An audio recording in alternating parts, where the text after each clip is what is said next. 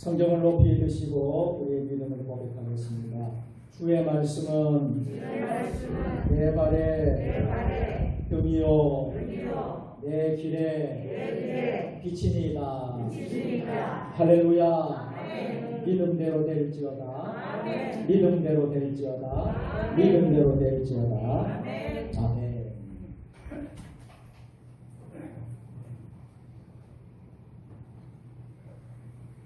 2022년 8월 15일은 우리나라가 광복을 맞은 지 77주년이 되는 아주 뜻깊은 날입니다. 1910년 8월 22일 대한제국이 내각 총리였던 이완용과 제3대 한국 통감인 데라우치 마사타게가 우리나라의 주권을 일본에 손부리채 넘겨주는 한일합병 문서에 조인했습니다. 8월 29일에는 이를 공포함으로써 제27대 519년 만에 조선 왕조는 멸망하고 일본의 식민지가 되었습니다. 그 후 일본에게 36년 동안 우리 백성들은 일제억압적인 식민 통치 아래 온갖 만행을 받으면서 핍박을 당하면서 1945년 8월 15일 일제의 패망으로 인해 우리 민족은 해방을 맞이하고 영화롭게 우리의 주권을 다시 찾게 되었습니다. 8.15 광복은 미국, 영국, 러시아 등 50여 개 연합국이 세계 제2차 세계대전에서 승리한 결과이기도 하지만 무려 14만여 명이나 되는 항일 독립투사들이 국내에서 끈질기게 독립운동을 전개한 항일 독립운동의 결실이라고 생각합니다. 8.15 광복절날 온 백성이 일시에 거리로 쏟아져 나와서 해방의 기쁨을 온 국민의 함성과 함께 태극기를 휘날리면서 힘껏 대한독립 만세! 대한독립 만세! 외쳤을 만큼 우리 민족 모두에게 감격스러운 기쁨의 날이었습니다. 또한 청일전쟁, 러일전쟁, 만주사변, 중일전쟁, 태평양전쟁까지 60여 년간의 기나긴 전쟁이 끝난 날이고 동아시아의 광복의 날이라는 특별한 의미도 있었습니다.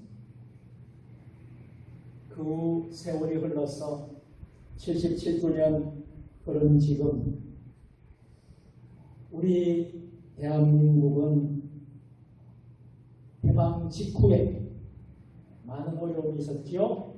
좌우 간의 대립이 있었고 갈등이 있었고 남과 북이 분단되고 참 해방 직후에 이런 고통 속에서 세계에서 참 가난한 나라였지요. 하나님은 그러나 이 대한민국을 붙들어 주셔서 소위 말하는 한강의 기적, 한강의 기적으로 눈부신 경제 성장을 이룬 덕분에 주거와 교통과 환경을 비롯해 생활 기본은 물론 교육과 문화 생활의 수준이 해방 직후, 해방 전후와는 비교가 할 수 없을 정도로 대한민국은 참으로 잘 사는 국가가 되었습니다. 실제로 우리나라는 세계 6대 수출 강국의 당당한 경제력을 갖춘 나라가 되었고 국민소득 3만 불의 시대를 열게 되었습니다. 김구 선생이 소원했던 문화국가의 꿈도 이루어가고 있습니다. 그래서 세계에서 K-팝, 한류 문화, 그리고 문화의 강국이 되었습니다. 코리아 하면 넘버원, 한류 문화가 꽃을 피우게 되었습니다. 대한민국은 오랫동안 민주화 운동을 하면서 많은 발전을 이루었습니다. 세계 제2차 대전 후 독립한 나라가 140여 개 국가가 된다고 하는데요. 그 중에서 신생 독립국가 중에서 산업화와 민주화를 이룬 유일한 나라를 꼽자면 우리 대한민국입니다. 그러나 아직도 모든 국민이 진정한 자유, 평등, 인권, 평화를 우리가 추구하는 그런 나라로서 이루어가고 사회 정의가 바로 서고 공정이 바로 서고 또 세계 평화를 기여하고 남북이 하나님 손에서 통일되는 이런 목표를 또 우리가 갖게 됩니다. 이것을 다 이루어야지 명실상부한 우리 대한민국이 선진국가가 될 수 있는 줄로 믿습니다. 지금 나라가 참 어려운 가운데 우리는 코로나19 팬데믹을 겪고 또 이 사태 가운데 여러 가지 어려움을 동시다발로 우리가 겪고 있습니다. 저출산 시대에, 고령화 시대에, 저성장, 우리가 말하는 지금 고물가, 고유가, 엄청난 고통을 겪고 있는 장애물을 지금 우리가 맞고 있습니다. 우리 대한민국 광복 70주년을 맞이해서 오늘 우리가 기념주일 예배를 드립니다. 간절히 바라는 것은 다시 한 번 더 우리 대한민국의 한강의 기적을 이룩하기 위해서 먼저 우리 믿는 우리 그리스도인들이 앞장서서 이 나라를 생각하고 이 민족을 생각하면서 우리가 기도해야 될 줄로 믿습니다. 기도하며 우리가 먼저 우리가 이 애족하는 교회로서 이 시대의 마지막 귀한 사명을 감당하는 우리 성도들 세종 주님의 교회가 될 수 있기를 주님의 이름으로 축복합니다. 아멘. 오늘 본문에 보면 바울 사도가 3차 전도 여행 후에 예루살렘에서 체포되어서 가이사라는 곳으로 이송되게 됩니다. 당시 가이사라에는 총독이 다스리고 있었는데 이 총독의 이름은 벨릭스 총독이었습니다. 이 벨릭스 총독은 52년부터 60년까지 8년이라는 기간을 총독으로 재임했습니다. 놀랍게도 그는 벨릭스는 본래 후에 황제가 되는 글라우디오의 어머니 안토니아의 노예였던 사람이었습니다. 여러분, 우리는 노예의 비참함을 잘 모릅니다. 기술이 있는 노예는 제법 대접을 받기도 했습니다. 그러나 일반적인 노예들은 매우 비참했습니다. 작은 잘못에도 잔인한 처벌을 받았습니다. 잘못 없이 죽임을 당하기도 했습니다. 61년에 로마의 행정장관이었던 페다니우스 세쿤두스가 노예에게 살해당했는데요. 그때 무슨 일이 일어났는지 아십니까? 당시 네로 황제는 그 집에 노예 400명을 남녀노소 막론하고 함께 처형했을 정도였습니다. 이런 상황에서 노예의 소원이 있다면 무엇이겠습니까? 자유이죠. 자유로운 백성이 되는 것이었습니다. 그러나 노예가 자유민이 된다는 것은 결단코 쉬운 일이 아니었습니다. 벨릭스 총독도 아마도 자유민이 되기를 간절히 원했을 것입니다. 천신만고 끝에 그는 글라디오의 어머니 안토니아의 환심을 받았습니다. 그는 결국 자유민이 되었고 그녀의 이름을 따라 안토니우스라는 성을 정해서 원래 벨릭스 총독의 이름은 안토니우스 벨릭스가 되었습니다. 그는 노예 출신으로 총독까지 출세한 유일한 인물이라 하겠습니다. 그러나 여러분, 여러분 기억하십시오. 자유를 얻는 것보다 자유를 어떻게 누리는지가 더 중요하다는 사실입니다. 총독 벨릭스는 자유민이 된 후 어떻게 살았습니까? 욕망을 따라 방탕했습니다. 그는 두 아내와 결별하기도 했고 다시 두루실라와 결혼을 하게 되었는데요. 그녀는 사도행전 12장에 나오는 여러분 잘 아시는 벌레에 먹혀 죽은 헤롯 아그리파 1세의 막내딸이 바로 두루실라입니다.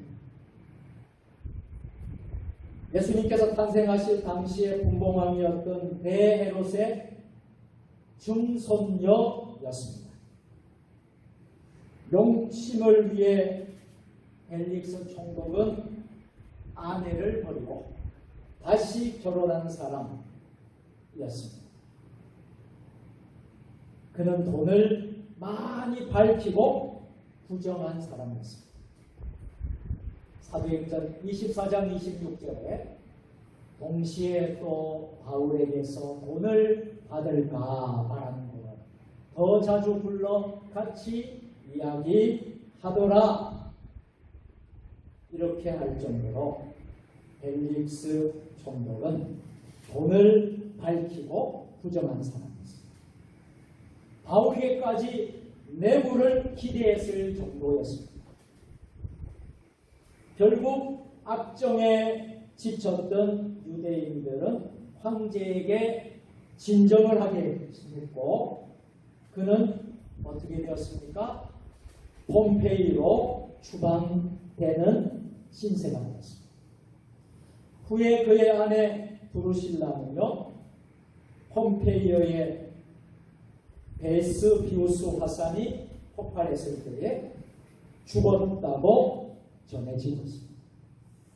이런 벨릭스에 대해서 유명한 로마의 역사가 타키투스, 그는 이렇게 벨릭스 총독을 표현했습니다. 잔인하고 음탕하며 노예의 정신으로 황제의 대리권을 행사한 자라고 했습니다.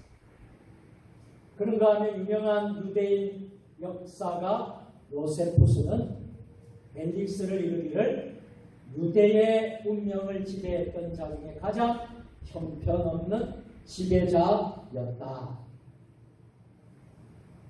여러분, 벨릭스는 자유를 얻었어요. 그렇지만 가치 있게 그 자유를 누리지 못하게 되었습니다. 자유를 욕망의 수단으로 악용했고 돈과 노예로, 돈과 쾌락의 노예로 살다가 그만 그는 몰락했습니다. 노예가 다시 노예가 된 것입니다. 사랑하는 세종 주님의 성도 여러분, 이처럼 자유는 얻은 다음이 문제입니다. 오늘 본문 1절은 이 사실을 우리에게 잘 가르쳐 주고 있습니다. 우리 함께 읽어보실까요? 그리스도께서 우리를 자유롭게 하고 자유를 주셨으니 그러므로 굳건하게 서서 다시는 종의 권위를 대지 말라. 아멘. 한번 따라서 합시다. 우리에게 자유를 주셨으니 다시는 종의 권위를 매지 말라. 아멘.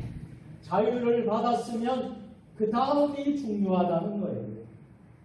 주님께서 우리에게 자유를 주셨는데요, 다시는 종의 멍에를 매지 말라고 당부하셨던 것입니다.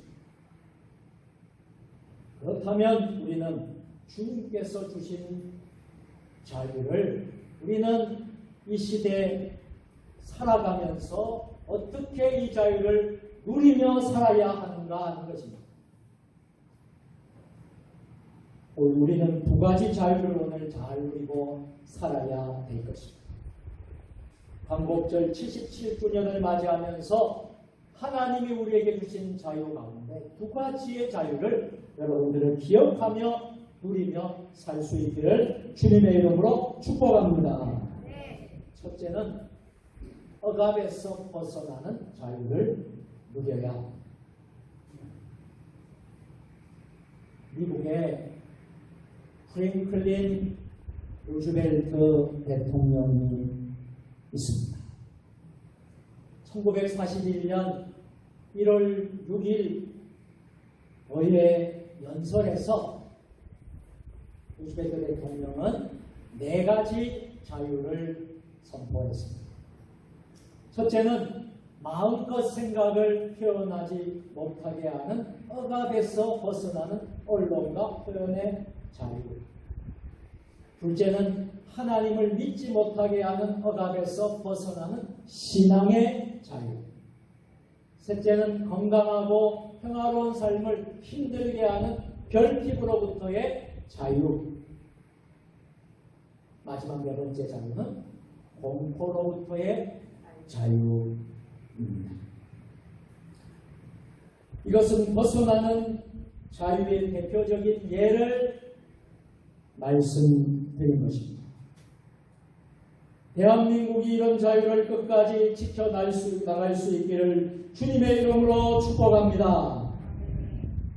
그런데 성경은 이런 정치, 경제, 사회, 경제적 모든 억압 이전에 원초적 억압으로부터의 자유를 성경은 말씀합니다. 그것이 무엇일까요? 그것은 죄로부터의 자유입니다. 할렐루야. 사망으로부터의 자유입니다. 할렐루야. 사단 마귀로부터의 자유입니다. 우리는 죄인이고 그 대가는 죽음입니다.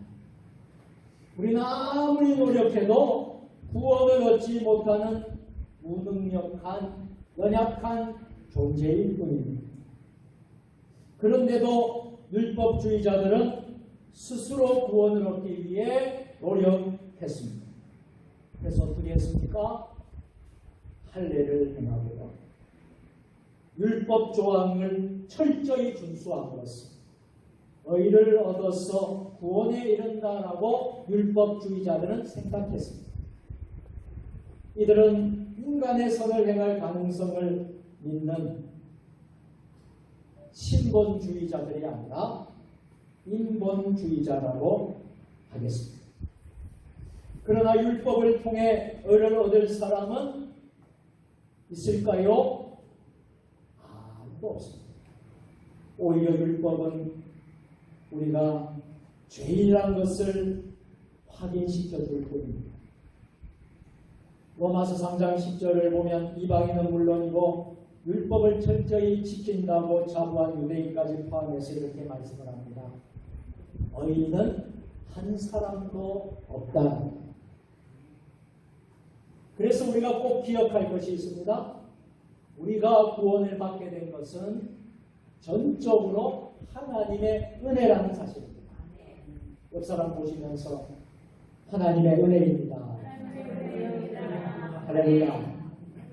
우리가 구원받게 된 것은 우리의 의로, 우리의 율법으로, 선함으로, 선행으로 이루어지는 것이 아니라 전적인 하나님의 은혜입니다.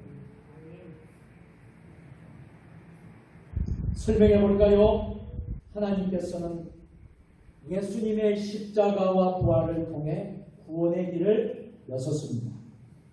누구든지 예수님을 믿으면 멸망하지 않고 영생을 얻게 하셨습니다. 이것이 뭐예요? 하나님의 은혜입니다. 하나님께서는 예수님 안에 구원의 은혜를 담았어 우리에게 보내주셨고 그분을 믿음으로 인해서 우리는 구원에 이르게 된 줄로 믿습니다. 바울이 안타까워한 것은 복음을 믿어 은혜로 구원을 받은 사람들이 다시 말하면 할례와 율법으로부터 자유를 얻은 사람들이 어리석게도 다시 예전의 삶으로 돌아가는 것입니다. 그래서 어떻게 해요? 율법에 계속해서 멍에를 매려 한다는 것입니다. 이것이 문제라는 것입니다. 당시 어떤 사람들은 아무것도 한 것이 없이 그저 구원을 얻으려니 하나님 앞에서 죄송하고 허전하다고 여겼던 것 같습니다. 그래서 이들은 예수님의 복음만으로는 허전하기 때문에 할례도 받아야 되고 율법도 준수해야 된다고 가르친 것입니다. 율법과 복음을 양송해 다 붙잡는 것이었습니다. 여러분, 절반의 은혜에 절반의 노력을 못해서 구원을 받으려는 생각이었습니다. 그러나 이렇게 하면 어떻게 된다고요? 다시 예전으로 돌아갔습니다. 율법에 붙잡힌 율법의 멍에를 매게 되는 율법의 노예가 되고 만다는 것입니다. 그래서 사도 바울이 이것을 안타깝게 여겨서 갈라디아서를 기록하면서 갈라디아서 오늘 본문 5장 2절 4절에서 이렇게 말씀을 하고 있습니다. 우리 다 같이 해보실까요? 2절부터 4절까지 보라 나 바울은 너희에게 말하노니 너희가 많이 할례를 받으면 그리스도께서 너희에게 아무 유익이 없습니다. 내가 할례를 받는 각 사람에게 다시 증언하는 그는 율법 전체를 행할 의무를 가진 자라. 율법 안에서 어렵다함을 얻으려는 너희는 그리스도에게서 끊어지고 은혜에서 떨어진 자라. 아멘. 사도 바울이 분명히 말씀을 하고 있습니다. 율법주의자는 하나님의 구원이 얼마나 값진 것인지를 잘 모르는 사람들입니다. 그들은 구원을 자신들이 노력하면 얻을 수 있을 정도로 생각합니다. 그러나 여러분 잘 기억하십시오. 구원은 그런 정도가 아닙니다. 상상도 못할 정도로 값지고 차원이 다른 것이 바로 구원이라는 사실을 믿으시기를 바랍니다. 제가 여러분들에게 늘 강조하지 않습니까? 여러분이 지금까지 인생을 살면서 어떤 분은 80을 살고 70을 살고 60, 50, 40 평생을 여러분들이 살면서 가장 내가 잘하는 것이 무엇일까? 내가 이 세상을 살면서 가장 잘한 것이 무엇일까라고 물었을 때에 여러분들은 무엇이라고 대답하겠습니까? 가장 잘하는 것입니다. 하나님을 믿었다는 것입니다. 내가 예수 그리스도의 자녀가 되었다는 것입니다. 믿습니까? 이것이 가장 고귀하고 값진 것이에요. 차원이 어떤 것보다 다른 것입니다. 옆 사람 보고 축복합시다. 당신은 축복의 통로입니다.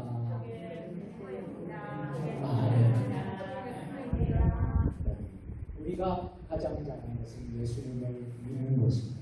내가 하나님의 백성이 된 것입니다. 이것과 무엇과 우리가 바꿀 수가 있겠습니까? 정말 귀한 것은 우리의 대가로, 우리의 힘으로 대가를 지불할 수가 없습니다.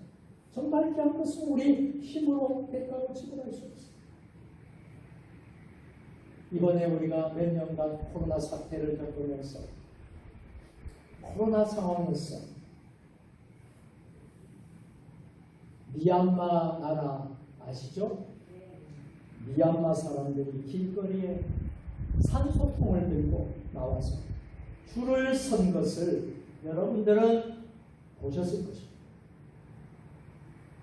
산소가 생명입니다. 그런데 하나님께서는 평생 우리에게 마음껏 대가도 없이 산소를 마시도록 하셨습니다. 생각해보면 이것이 은혜입니다. 지금 우리가 살 수 있다는 것은 지금 산소를 마시고 있다는 거예요. 만약 산소를 우리가 돈 주고 사서 마셔야 한다면 다 죽었을 것입니다. 구원이 그렇습니다. 죄를 용서해 주셨습니다. 죽음에서 생명으로 이끄셨습니다. 사단의 손에서 건져 하나님의 자녀가 되게 하셨습니다. 영원한 생명의 나라로 인도하시는 것은 우리의 능력으로 될 수 있어요? 도저히 우리의 능력으로 대가를 지불할 수 없다는 것입니다. 거저 주시는 전적인 은혜가 아니면 얻을 수 없다는 것입니다. 한번 따라서 전적인 하나님의 은혜입니다. 또 따라서 우리는 하나님의 은혜로 살아야 합니다. 아멘. 은혜를 믿음으로만 구원을 받는 것입니다. 그래서 오늘 본문 6절이 결론적으로 우리 모두에게 선언하고 있습니다. 6절 말씀 다 같이 그리스도 예수 안에서는 할례나 무할례나 분별이 없으되 사랑으로서 역사하는 믿음뿐이라. 아멘. 은혜를 받을 때 거기에 자유가 있습니다. 은혜로 사는 사람 율법의 모든 조항을 지키지 못해서도 결코 불안하지 않습니다. 때로는 연약해도 때로는 죄를 지을지라도 절망하지 않습니다. 그 이유는요, 하나님의 은혜가 우리를 구원하기 때문입니다. 그러므로 우리가 해야 될 것이 무엇입니까? 십자가를 붙잡는 것. 십자가와 복음만을 붙잡아야 될 줄로 믿습니다. 그리고 우리는 늘 하나님의 은혜 안에 거하는 삶을 살아야 할 것입니다. 스스로 대가를 지불할 수 있다는 교만을 벗어버려야 합니다. 우리의 어리석은 생각을 버려야 하는 것입니다. 절대로 다시 율법의 노예가 되지 않도록 우리는 힘써야 할 것입니다. 그래서 우리가 첫 번째로 누리는 자유가 바로 우리가 억압에서부터 벗어나는 자유. 이것을 누릴 수 있기를 주의 이름으로 축원합니다. 또 한 가지의 자유. 우리는 자유로부터의 자유를 배워야 합니다. 자유로부터의 자유란 어떤 것일까요? 자유를 얻었지만 자유보다 더 높은 가치를, 그 자유를 또 스스로 포기하는 자유를 말합니다. 이것이 바로 자유로부터의 자유. 그러나 자유를 포기하지만 슬프지 않고 오히려 기쁜 이유는 더 고귀한 가치를 이루기 때문이지. 그래서 우리는 더 고귀한 가치는 바로 사랑이라 할 수 있겠습니다. 사랑을 위해 자유를 포기하셨던 분은 누구십니까? 바로 예수 그리스도이십니다. 예수님께서는 우리를 사랑하셔서 구원하기 위해서 스스로 하늘 영광을 다 버리시고 이 땅에 이 세상에 오셨습니다. 이 세상에서 온갖 미움을 받으시고 십자가에 달리셨습니다. 하나님 우리를 사랑하셔서 하나님의 아들로서의 자유와 영광을 모두 포기하신 것입니다. 이 사랑이 바로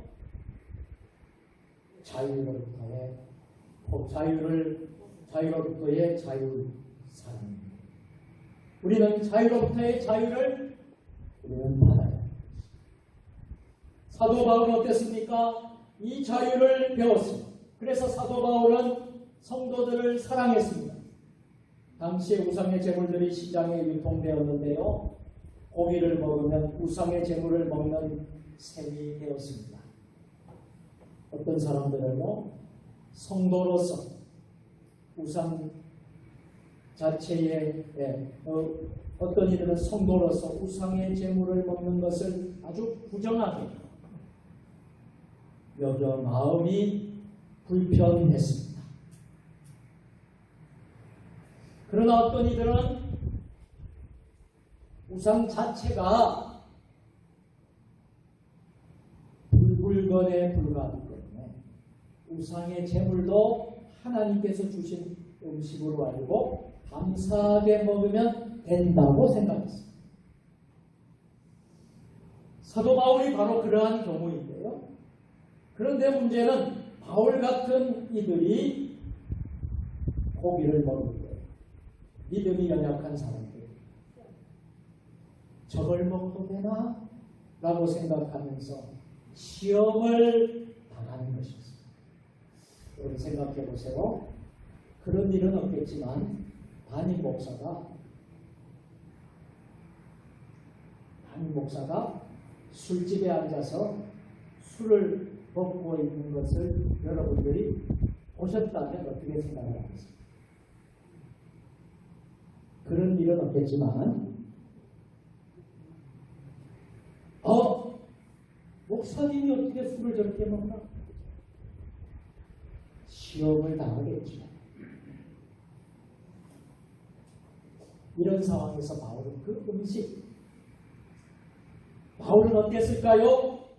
그는 자기 자신은 얼마든지 고기를 먹을 수 있는 영적 자유가 있었지만 연약한 형제들이 불편해할 것을 염려하여 평생이라도 먹지 않겠다고 말했습니다. 고린도전서 8장 13절에 보세요. 다같이 그러므로 만일 음식이 내 형제를 실족하게 한다면 나는 영원히 고기를 먹지 않아 내 형제를 실족하지 않게 하리라. 사도 바울은 형제 사랑을 구했고 형제를 위해서 자유를 포기했고 먹는 자유를 포기했고 이때 바울의 자유는 진정한 완성이 되었던 것입니다. 사랑하는 세종주님의 성도 여러분, 우리에게는 억압으로부터의 자유와 자유를 포기하는 자유가 두 가지 모두 필요합니다. 그런데 두 번째 자유를 우리 많은 성도들이 배우지 못한 데서 문제가 많이 발생됩니다. 억압에서 벗어나는 자유만 추구하면 어떻게 되겠습니까? 이렇게 될 것입니다. 나는 배가 무척 고파.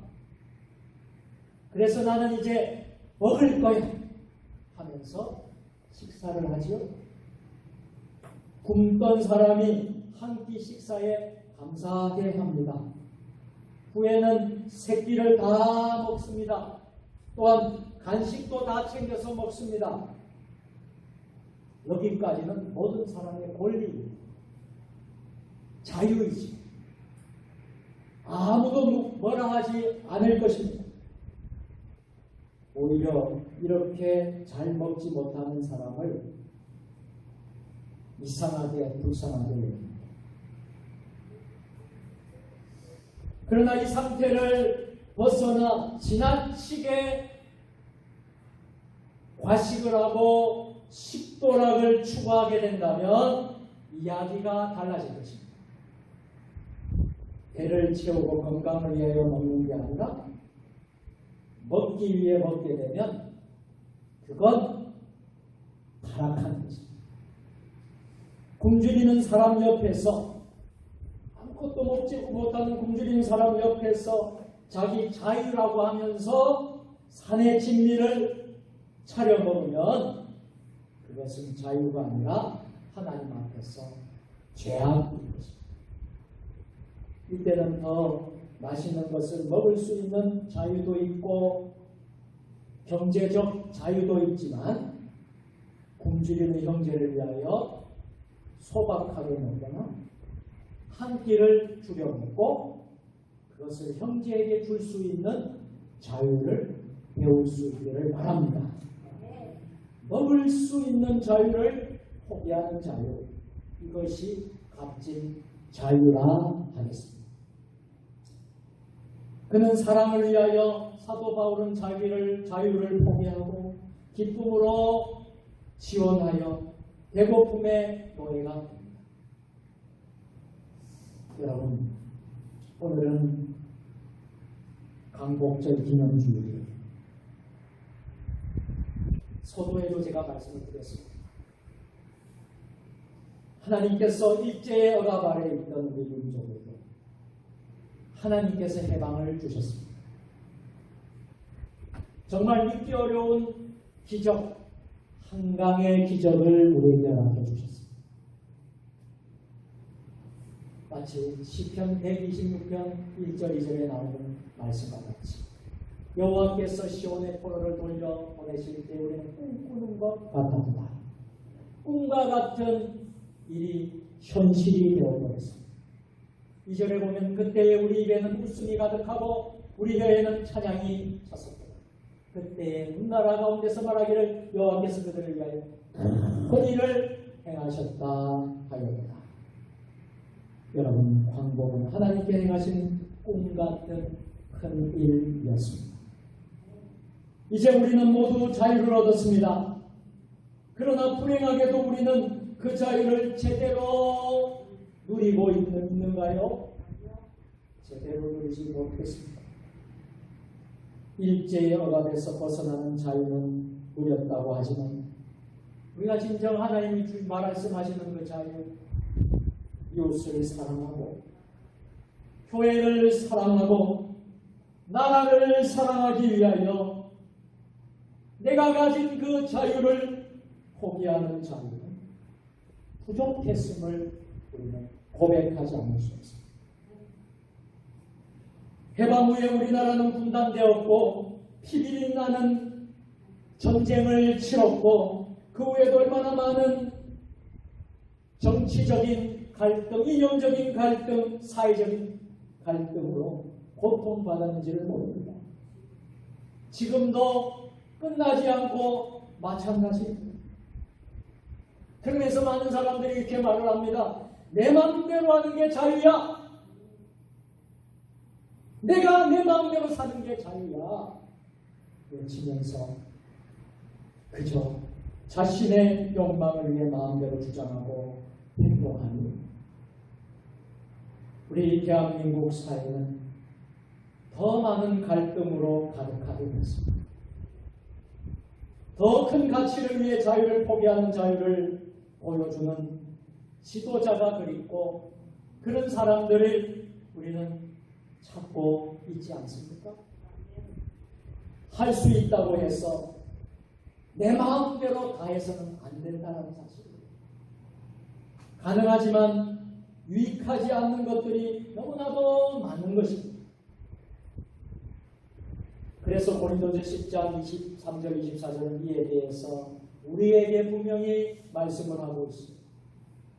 23절 24절입니다.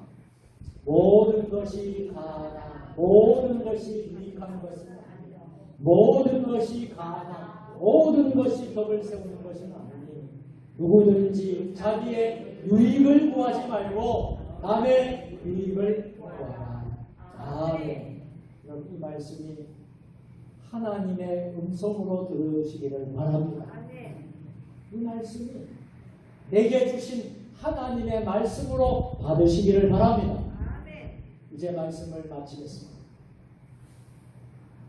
진정한 광복을 위하여 자유를 포기하는 자유를 우리 모두 배울 수 있었으면 좋겠습니다.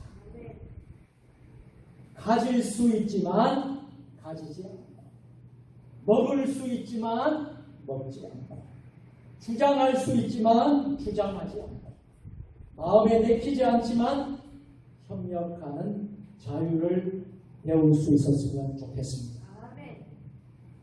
하나님 믿는 우리 그리스도인들은 하나님의 영광을 위하여 우리가 무엇을 하든지 하나님의 영광을 먼저 생각하고 하나님의 영광을 위하여 각자의 자유와 권리를 때로는 기쁨으로 포기할 수 있었으면 좋겠습니다.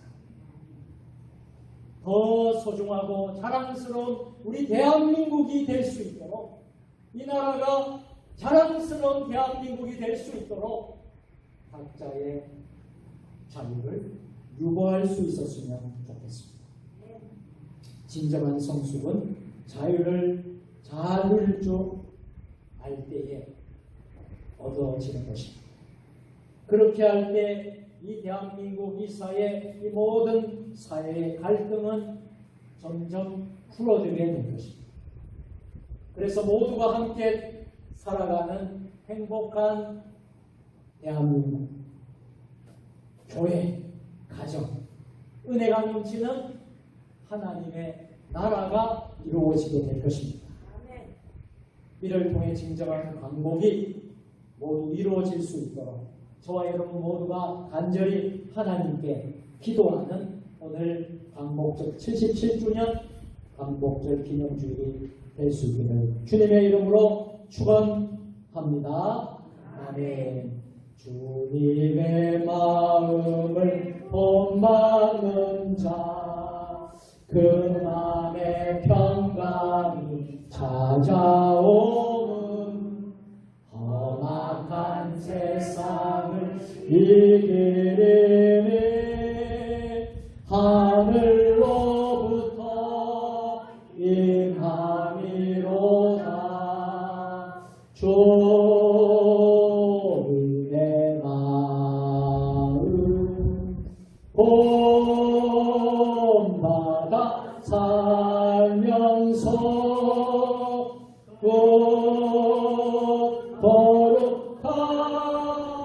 거룩하신 나도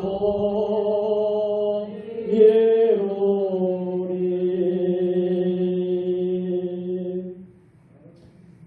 전능하신 하나님, 우리에게 자유를 주셨습니다. 하나님, 이 땅에 살면서 주님께서 주신 자유를 누리며 살기를 소원합니다. 억압에서 벗어나는 자유와 자유로부터의 자유를 배웠습니다. 우리는 진정으로 광복 70주년을 맞이하였습니다.